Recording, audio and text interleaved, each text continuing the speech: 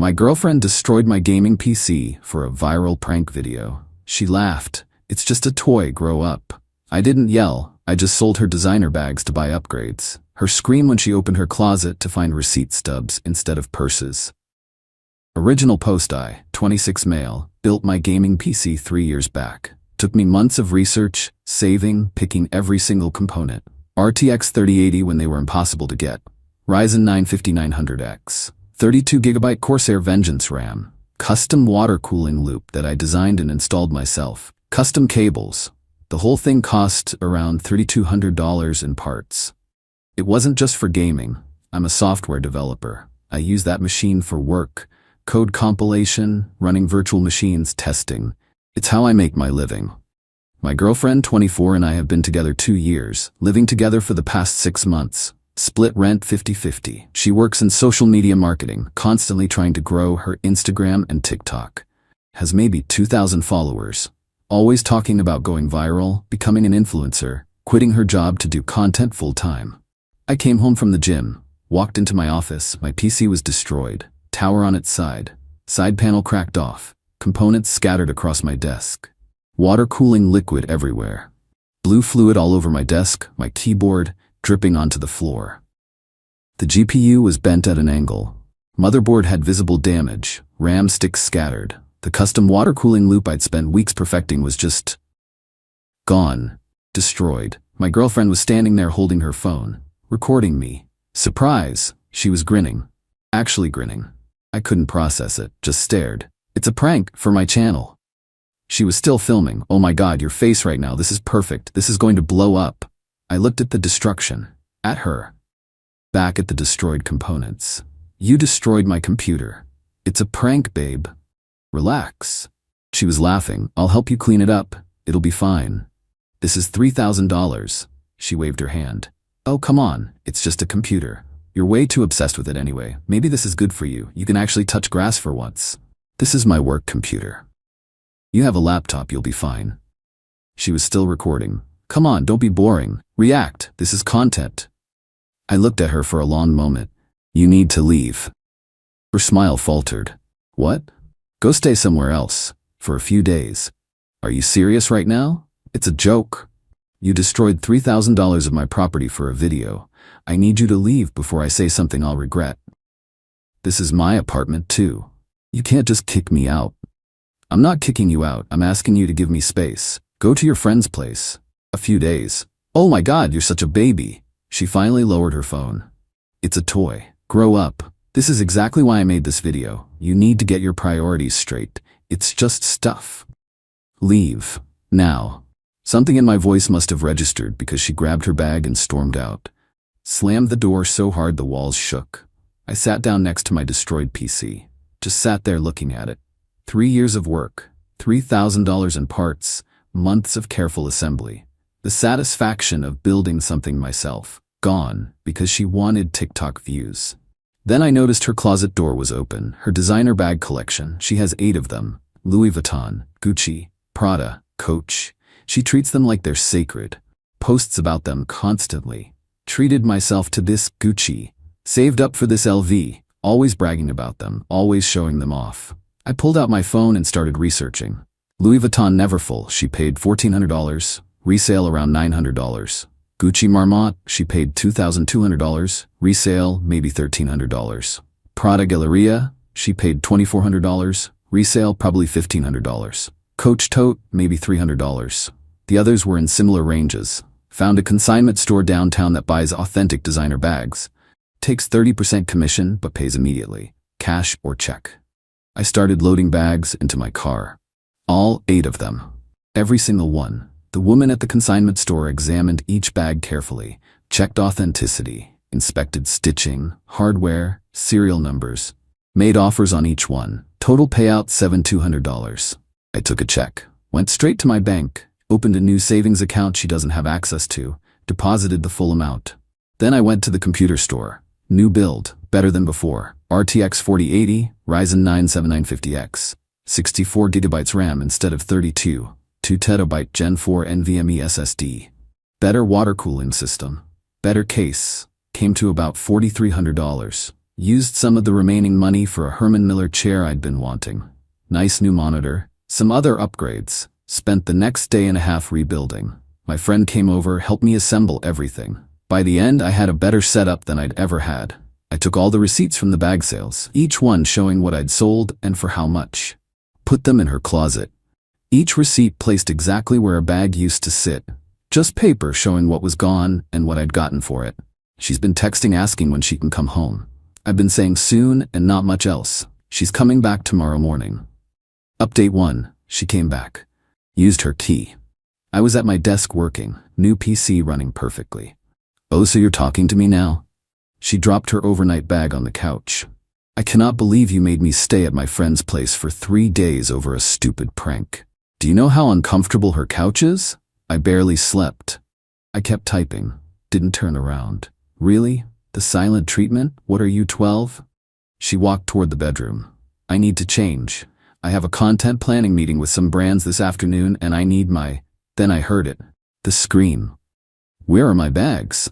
I saved my work. Minimized my windows, turned my chair around slowly. She was standing in the closet doorway, holding receipts. Her face was red, actually shaking. You sold them? Her voice was getting higher. You sold my bags? Yeah, you sold my limited edition Louis Vuitton? The one I waited months for. Got $900 for that one. Not bad. That cost me $1,400. Yeah, resale value is always lower than retail. That's how it works. You sold my Gucci? My Prada? She was flipping through receipts frantically. All of them? You sold all of them? Yep. How could you? Those were mine. I bought those with my money. And I built that PC with my money. Guess we're even. That's completely different. How? Those bags were special. I saved up for those. They're limited edition. You can't just replace them. Funny, that PC was special to me too. I spent months building it. Custom water cooling I designed myself. Can't replace that either. Had to build something new. She looked like she might pass out. You can't just sell people's things. That's theft. That's illegal. And you can't just destroy people's property, but you did. So here we are. Get them back right now. Can't. They're sold. That's how selling things works. Then give me the money. Used it. Her eyes went wide. You, what? Used it to build a new PC since someone destroyed my old one. You spent my money? It wasn't your money. It was money I got from selling bags to replace a computer you destroyed. I'm calling the police. This is theft. Go ahead. I'll show them the video you took of destroying my $3,200 PC. I'm sure they'll be very interested in that. She froze, phone in her hand. You could see her brain working, realizing that calling the cops meant explaining everything. You're a monster. How could you do this to me? How could you destroy my computer for TikTok likes? That was a prank. It was funny.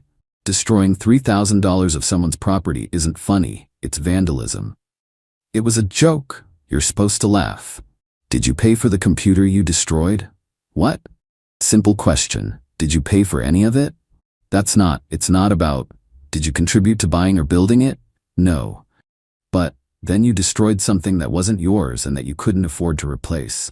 I sold things to get money to replace what you destroyed. That's not theft. That's consequences. My bags were important to me. My PC was important to me. You called it a toy, told me to grow up. Tears started running down her face. How could you be so cruel? I thought you loved me. I did. Then you destroyed something I spent months building because you thought it would get you internet famous. I need those bags for content, for my brand. And I need a computer for work, for my actual job that pays actual money. This isn't the same thing. You keep saying that, but you won't explain how it's different. Because my bags they were mine. You can't just, your bags were in my apartment. You destroyed my property. I sold other property to replace it. Pretty straightforward. She grabbed some clothes, stuffed them in a bag. You're going to pay for this. I'm going to make you pay. You'll see. She left. Another door slam. Another angry exit. Got a text about an hour later from her best friend. You thief, did you do? She's sobbing. How could you sell her bags? She loved those bags. Me. She destroyed my $3,200 computer for a prank video. Her. Okay, Anne? It's just a computer. Those bags were her collection. She spent years building that collection. I spent months building that PC. She destroyed it while laughing. You're being vindictive. This is emotional abuse. Destroying someone's property for internet content is abuse. Selling things to replace destroyed property is consequences. She was making content. That's her job. She has 2,000 followers and a day job. That's a hobby, not a career. And my PC was for my actual job. Hey, you're a horrible person. I hope she leaves you. Me, she's welcome to. The locks still work. She stopped responding. Couple hours later, got a text from my girlfriend. My mom wants to talk to you about what you did. Not interested. Her, you owe me for my bags. 8 bags. Do you know how much those cost? I know exactly how much they cost. Less than the computer you destroyed.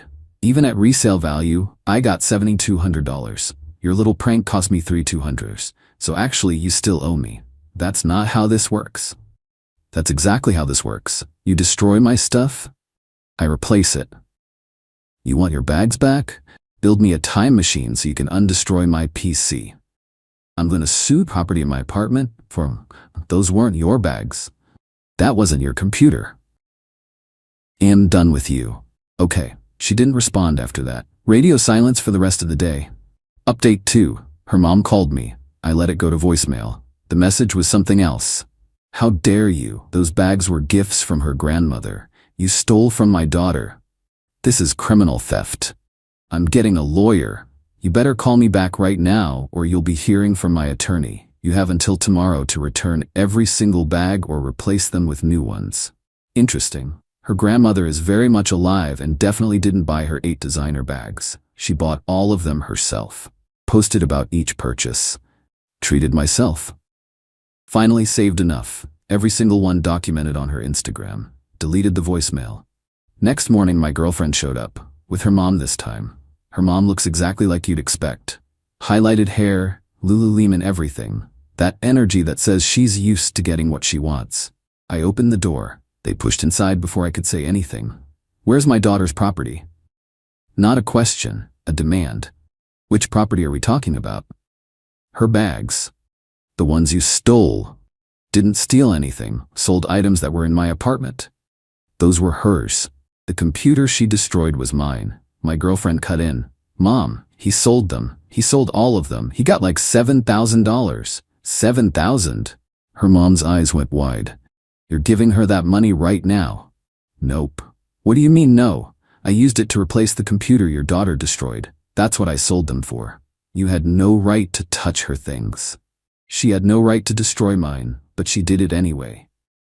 That was a prank. She was making content for her career. Her career? She has 2,000 followers. That's not a career. That's a hobby.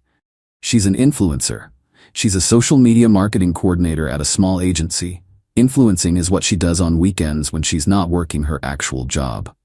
My girlfriend was turning red. That's not. I'm building my brand. Those bags were part of my brand. Cool. Build a new brand. One that doesn't involve destroying other people's property. Her mom stepped closer to me. Do you have any idea what those bags were worth? Some of them were limited edition. You can't just replace them. Couldn't replace my PC either. It was custom built. I had to build a new one. A computer is a computer. You can buy another one anywhere. And bags are bags. She can buy more. Those were special. So was my PC. I spent 3 years with that machine. Built it myself, maintained it, upgraded it. It was mine. You're being ridiculous. It's just a toy. Funny. That's exactly what your daughter said before I sold her bags. My girlfriend grabbed her mom's arm. Mom, he's not going to listen. He's being a petty, vindictive jerk on purpose. I'm being practical. You destroyed something expensive. I sold something expensive to replace it. Simple math. Her mom pulled out her phone. I'm calling the police. Okay. She froze. What? I said okay. Call them. I'll show them the video your daughter took of destroying my property. Then I'll show them the receipts from selling her bags. Then we'll see what they say. You can't prove she destroyed anything. Actually, I can. She filmed it. It's on her phone, probably still deciding if she can salvage the content somehow. My girlfriend's face went pale. Her mom looked at her.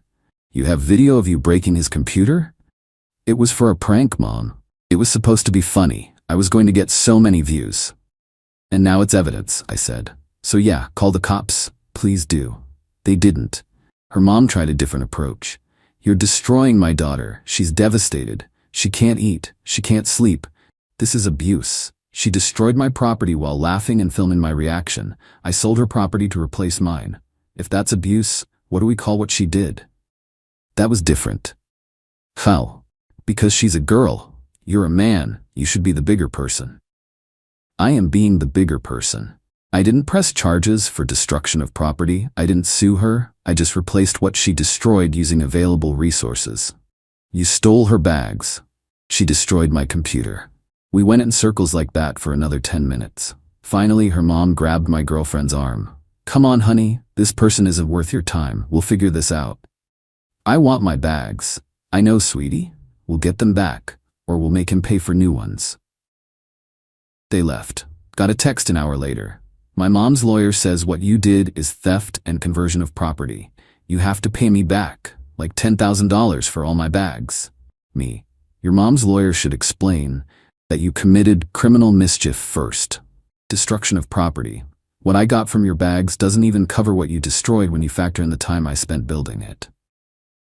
Her. It was a prank. That's protected. No, it's not. Yes, it is. Pranks are free speech. Destruction of property isn't protected by free speech. That's not how law works. You can't just sell someone's things. You can't just destroy them. See the pattern here? I'm taking you to court. Great, bring the video. I'm sure the judge will love watching you destroy $3,200 worth of equipment while laughing. She stopped responding. Her friends kept trying though. Messages rolling in all day. You're disgusting. How could you do this to her? Those bags were everything to her. You're abusive and controlling. She deserves better. I replied to a few. She destroyed my $3,200 computer for a prank video. I sold her bags to replace it. Most stopped responding. A few doubled down. Yeah, but computers are replaceable. Those bags were limited edition. I had to build a new PC. She can buy new bags. Same situation. It's not the same. Explain how it's different. They couldn't. They just blocked me. My girlfriend's Instagram went private, her TikTok too.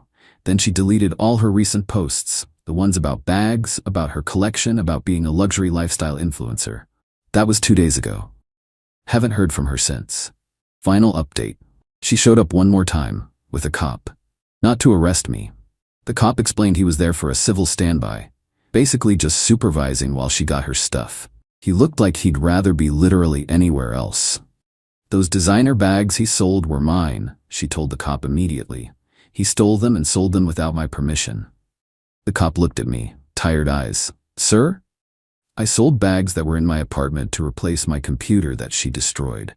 She destroyed your computer? Yeah, for a prank video. She filmed it. The cop looked back at her. You destroyed his computer? It was a joke. It was content. Was it expensive? I mean, it was just a computer.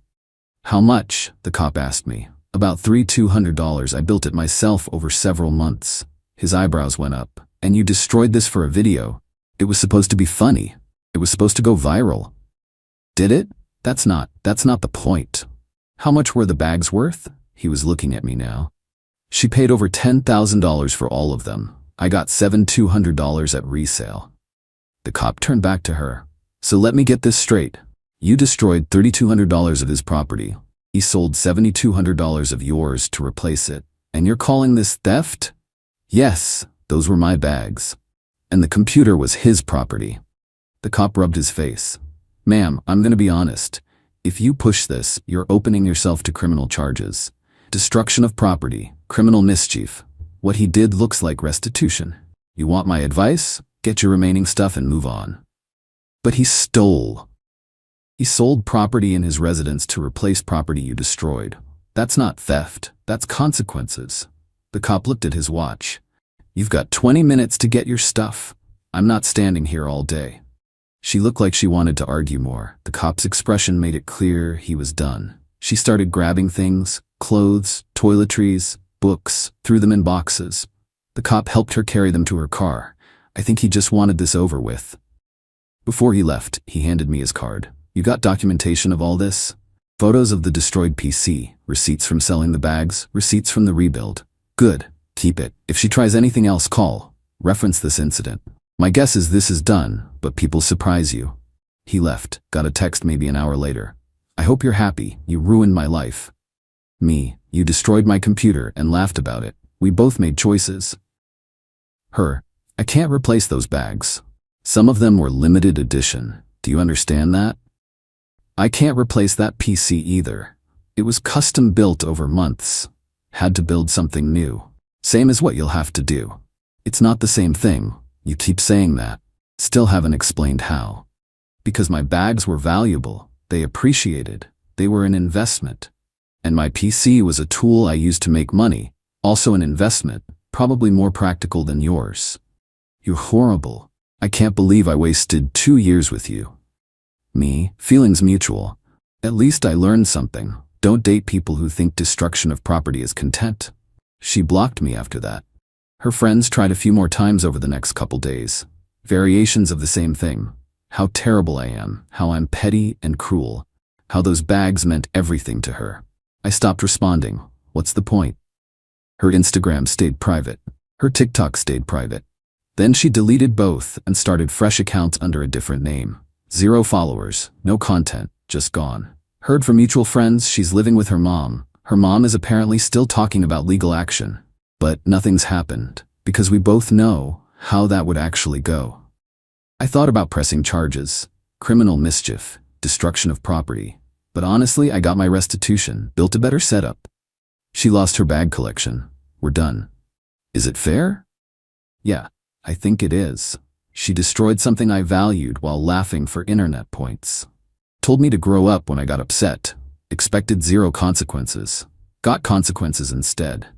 Lost her precious bags, lost her boyfriend, lost her attempt at influencer credibility when people found out what happened. The new PC runs perfectly, by the way. RTX 4080 is incredible. The extra RAM makes everything smoother. Water cooling is quieter. The Herman Miller chair is worth every penny. The new monitor makes everything look better. Sometimes I think about what she'd say if she could see it. Probably call me petty for upgrading with her bag money. But it wasn't her money. It was money from selling property to replace property she destroyed. That's not petty. That's just practical. She wanted to make content. I made consequences. She didn't like it. Not my problem. To everyone saying I went too far, she destroyed $3,200 of my property while laughing and filming. I sold her stuff to replace it. That's not going too far. That's being proportional. To everyone saying I should have just broken up, maybe. But I don't regret making her face consequences first. And to my ex, if you're reading this, you played stupid games, won stupid prizes. Your bags are gone because you destroyed my PC. Your relationship is gone because you valued TikTok views over basic respect. Your moral high ground is gone because a cop told you that you actually committed a crime. You wanted viral content. You got it. Just not the way you wanted. Enjoy rebuilding your collection. It'll probably take as long as it took me to build my original PC. We're done here. My girlfriend embezzled funds and said, "You're too soft to do anything about it." I replied, "Watch me." Then I sent the evidence to the IRS. Her hard stance dissolved in the interrogation room. I, 39 male, always thought soft was a compliment. It's what my girlfriend Corinne, 35, called me. "You're a good man, Simon," she'd say. So soft. You see the best in people. We own a business together, or we did. It's a community bookstore and cafe called The Page and Perch. It was my dream. I'm the page part. I handle the community events, the author signings, the kids' story hour. I'm the face. Corinne is the perch. She handles the numbers, the payroll, the ordering, the hard side of the business. I trusted her with it completely. I'm not a numbers guy. I'm a books guy. I thought we were doing okay. Not rich, but paying the bills. We were a beloved local spot. Then, 2 weeks ago, I got a call from Flower Power, the local bakery that supplies our pastries. Anya, the owner, sounded stressed. "Simon, I'm really sorry," she said, "but Corinne's last 3 checks bounced. We're talking almost $4,000. I can't extend any more credit." Bounced? I was confused. We just had a stellar sales weekend. I told Anya I'd look into it and cover it personally. Corinne was supposedly at a Women in Business leadership retreat. She'd been going to a lot of those. I'm soft, not stupid. I just hate confrontation. So I didn't call her. I logged into the business accounts. I have access. I just never use it. I stared at the screen for an hour. It wasn't just Flower Power, our main book distributor, our coffee bean supplier, all late. But the money? The money was gone, not just low but gone, and it was going in huge round numbers to one place, a vendor I'd never heard of. Apex Strategic Solutions, LLC, $10,000 in February, $15,000 in April, $8,000 just last week. I scrolled back. For 18 months, Corinne had been siphoning money to this consultant. It totaled over $160,000. I felt cold. The room was spinning. This wasn't a mistake. This was methodical. When Corinne got home 2 days later, I was waiting. She was tan, wearing new, very expensive-looking sunglasses and carrying a brand-new leather attaché case. "Hey, softie," she smiled, kissing my cheek. "Miss me?" "Who is Apex Strategic Solutions?" I asked. I didn't yell. My voice was flat. Her smile didn't just fade, it snapped off. "What? Apex Strategic Solutions, you've paid them over $160,000. Our bakery checks are bouncing, Corinne. Our book supplier is about to cut us off." "Who are they?" She scoffed. Actually scoffed at me. "Simon, don't worry your pretty little head about it. It's high-level business strategy. It's diversification. It's way over your head." "Over my head?" I said. "It's our money. You're bleeding us dry." "That's not a strategy. That's theft." She dropped the attaché case. The arrogance that followed was breathtaking. She crossed her arms and her whole face hardened into someone I didn't recognize. "You're right. It's theft. And it's my money. I'm the one who makes this business work. You just sit on a stool and read The Very Hungry Caterpillar to snot-nosed kids. I built the infrastructure. I earned that money." You're admitting it?" I was floored. "Yes, I am," she said, leaning in. "And what are you going to do about it, Simon?" "Huh? We're not married. The business partnership agreement is a mess. Are you going to sue me? You don't have the money for a lawyer. You're too soft. You don't have the stomach for a real fight. You'll just get upset, and I'll console you, and you'll get over it. You always do." I just looked at her. The woman I'd loved, the woman I'd planned to. Wow. The hurt was a physical thing, like a kick to the chest, but it was immediately followed by a strange, icy calm. She was right about one thing. I don't have the stomach for a messy public fight, but I'm not soft. I'm methodical. I smiled, a tiny, thin smile. "Watch me." She laughed. "Oh, Simon, you're adorable. Now are you going to make me a welcome home cocktail, or do I have to do that myself too?" She went upstairs to unpack. I went to my office. I stayed up all night. I downloaded everything. Every bank statement, every transfer, every faked invoice. I found those too. She'd been ordering 50 units of books and billing the company for 500, then pocketing the difference before paying the late invoice. I looked up Apex Strategic Solutions LLC. It was a shell corporation registered 18 months ago. The sole registered agent? Her brother, Reed, a guy who sells wealth-building seminars on the internet. So, $160,000 in embezzled funds, sent to a shell corp. This wasn't just theft from me, this was tax fraud. Conspiracy. Embezzled money is undeclared income. I didn't call a lawyer, I didn't call the police.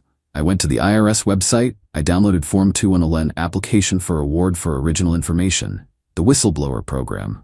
They pay 5% to 30% of the amount they recover. I meticulously filled out every single line. I attached every downloaded bank statement, every fake invoice, every text message where she mentioned her business trips. I included the LLC registration showing her brother's name. I created a 10-page summary document, complete with a flowchart. I put it all in a large priority mail envelope. Corinne came downstairs the next morning, annoyed. You didn't even make coffee. What is your problem?" I was sealing the envelope, just running an errand. "You're still pouting, aren't you?" she sighed. "So dramatic. Look, I'll find some money in the budget for the bakery, okay? Just get over it. We have a business to run." "Understood," I said. I walked to the post office. I paid for certified mail with return receipt. I dropped the 10-pound envelope onto the scale. The postal worker looked at me, then at the IRS address. "Heavy stuff, man." "You have no idea," I said. "I'm writing this from a hotel room." I packed a bag and left. "She's been texting me for 2 days. Where are you?" "This isn't funny, Simon. Get back here. We need to talk." "I'm not soft. I'm not loud. I don't fight. I report. The IRS is slow. I know that. But they're a hell of a lot meaner than I am. Her hard stance won't mean a thing to them. Now I just... Wait. Update 1, it's been 6 weeks, and it's been hell. The good news, I'm not soft. The bad news, I'm not rich either. The moment Corinne realized I was gone for good and not just pouting at a buddy's house, she went nuclear. I had to get a lawyer, a guy named Ben, who specializes in dissolving business partnerships. The first thing Ben told me was, "This is a mess, Simon. You're gonna lose the business." He was right. The Page and Perch is gone. We're in forced arbitration to dissolve the partnership.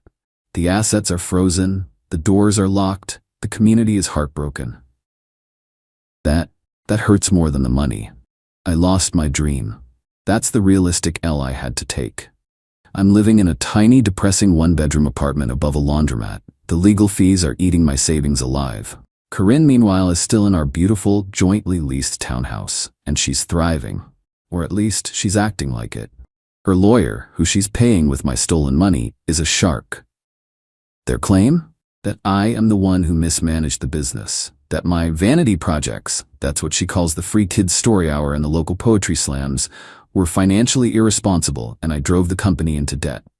That the $160,000 sent to Apex was a legitimate last-ditch effort to secure liquid capital that I, in my softness, just didn't understand. It's all lies, but it's papered. She has invoices. Fake ones, but they look real. Then came the entitlement, the sheer uncut gall. I got a Venmo request from her 3 weeks ago for $1,750. The memo, "You're half of the rent, idiot." I ignored it. She sent it again and again. Then she called me. I sent her straight to voicemail. Then she emailed me. Subject, "You are gonna make me homeless."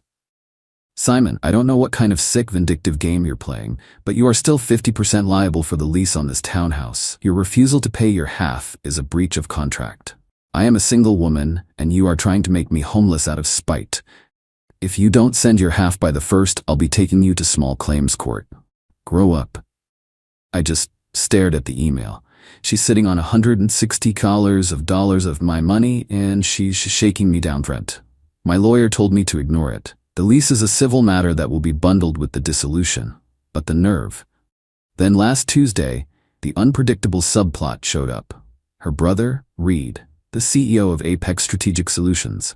I was getting my mail from the rusted box at my new dumpy apartment. A white, entry-level luxury SUV, the kind with zero personality, pulled up.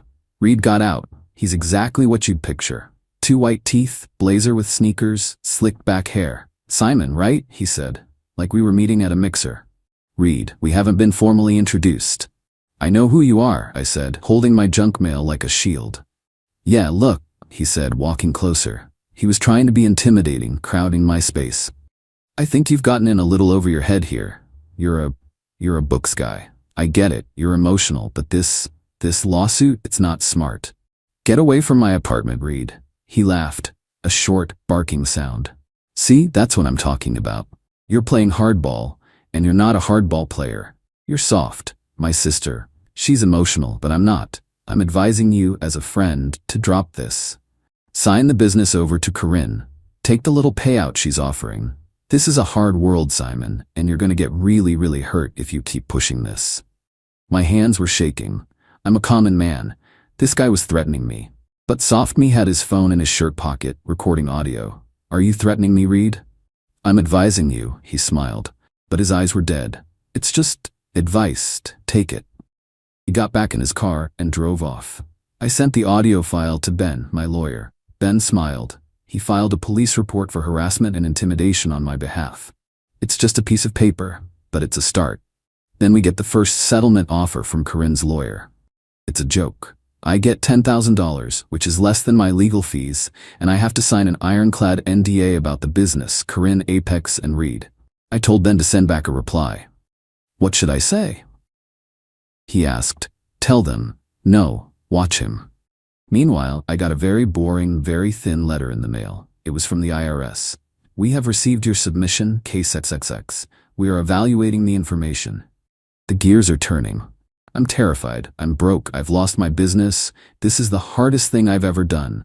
I'm not sleeping. I'm just drinking coffee and waiting. She thinks this is a fight about the business. She doesn't get it. This is a fight about taxes, and that's a fight she can't win. Final update. It's been 10 months since I mailed that envelope. The dissolution of the business was finalized. It was a bloodbath. We sold the assets, the shelves, the espresso machine, the book stock for pennies on the dollar. After paying the debts Corinne ran up, I walked away with nothing. Actually, less than nothing. I'm about $40,000 in legal debt. Corinne and Reed were living large. I know because she couldn't stop posting. Her new venture, funded by Apex, was some kind of life coaching/consulting brand. She was posting selfies from high-end resorts, tagged boss babe, growth mindset, know your worth. I got a job, a 9-to-5 data entry gig for a shipping company. It's soul-crushing. I sit in a cubicle, I type numbers, I go home to my crappy apartment. For months I felt defeated. Soft, like she'd won. Then 3 weeks ago I got a call from Anya, the bakery owner. "Simon," she said, and her voice was weird. "Turn on the local news, like right now." I pulled it up on my phone. The B-roll was of a very familiar white SUV being loaded onto a flatbed. The headline, "Federal agents raid local consultant, seize assets." They were outside Reed's condo. Agents in those official-looking windbreakers were carrying boxes out. My heart, I think it stopped. Reed had been arrested. The reporter said it was for conspiracy to commit tax evasion and wire fraud. The dam broke. My phone rang about an hour later. It was Ben, my lawyer. "Simon, I just got a frantic call from Corinne's attorney. They want to talk, now, all of us. Conference call." "Put them on," I said. "Mr. Simon's last name," the shark lawyer said, his voice suddenly nice. "My client is in a very stressful situation. We're hoping we can expedite a final settlement on all outstanding civil matters." "What's the matter?" I asked, enjoying it. "Business trip go bad?" Then I heard her. She wasn't on mute. She was wailing. "He did this," she shrieked, her voice raw. "That soft-spoken, spineless, you did this, Simon, you ruined me." "Corinne, I have no idea what you're—" The IRS, they were at my house, at the townhouse. They took my computers, they took my car, they took my sunglasses. They said it was assets purchased with undeclared income. I almost laughed. The sunglasses. They froze my account, Simon," she sobbed. "All of them. There's nothing. Reed is in jail. He got arrested. They said he tried to wipe his hard drives. You have to call them off. Tell them it was a misunderstanding. Tell them you were just a jealous ex." "Corinne," I said, and my voice was so calm it scared me. "I can't call them off. They're not my dog. They're the IRS. I just gave them the truth. You're the one who's been lying to them for 2 years. Her lawyer cut in. "Miss Dryman's last name. Look, this is a criminal matter. It's out of our hands. My client, she's just been informed she is a person of interest. She was interviewed for 6 hours. Anya had texted me during this. A friend of hers works at the federal building. She said Corinne walked into the building looking like a CEO, all high-end suit and clicking heels. She walked out 6 hours later. No sunglasses, no attaché case. Her hair was a mess, her face was puffy and gray, and she was openly sobbing as her lawyer tried to guide her to a taxi. Her hard stance dissolved. It melted under the fluorescent lights of an interrogation room. "What do you want, Simon?" the lawyer asked, his voice flat. "I want everything," I said. "And I got it. This is the revenge part. It wasn't about the money. It was about the confession. To avoid me becoming the star witness for the prosecution in her upcoming criminal trial, Corinne signed everything. A full, legal, notarized confession admitting to the embezzlement of $160,000 from the partnership. She agreed to a judgment against her for the full $160K, plus my $40K in legal fees, plus the $12K in business debts I had to personally cover. She had to liquidate everything. The court is garnishing any income she makes until I am paid in full. She sold her car, her designer bags, her jewelry. She had to sign a formal, public apology, which I did post in the window of the now-closed bookstore, to Anya at Flower Power and our other vendors, admitting she defrauded them. She took a plea deal. Tax evasion and conspiracy. She's facing 18 to 24 months in a minimum security facility. Reed is facing more, like 5 to 7 years, for the conspiracy and obstruction of justice. So, I won.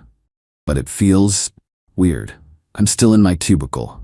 The page and perch is still gone. I'm still paying off debts. This wasn't a movie. I don't get my old life back.